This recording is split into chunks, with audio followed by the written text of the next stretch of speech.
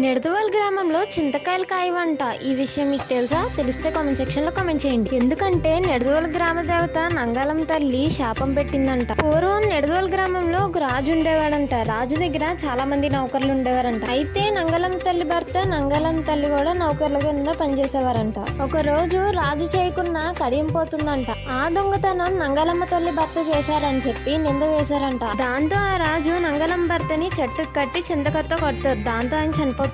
భర్తను అలా చంపేసినందుకు అవమానం తట్టుకోలేక తన బిడ్డలతో కాలువలో దూకేస్తుంది. అలా కొన్ని సంవత్సరాల తర్వాత అమ్మవారి విగ్రహం దొరుకుతుంది. అప్పటి నుంచి అక్కడ చింతకాయలు కాయవంట. ఇంకా నిడదవోలు గ్రామస్తులందరూ నంగాలమ్మ తల్లిని గ్రామ దేవతగా కొలుస్తారు. అమ్మవారికి 12 సంవత్సరాలకు ఒకసారి జాతర జరుగుతుంది. ప్రతి సంవత్సరం సంక్రాంతి నెలలో గరగలు ఊరేగింపు ఉంటుంది. అంతేకాదండో ఈ దసరా నెలలో అమ్మవారి మాలధారణం కూడా ఉంటుందంట. అమ్మవారి శాపం పెట్టడం వల్లే ఆ ఊర్లో చింతకాయలు కాయవంట. ఇంకా డెప్త్ గా తెలుసుకోవాలంటే మన వీడియో కింద లింక్ ఉంటే చూసేయండి.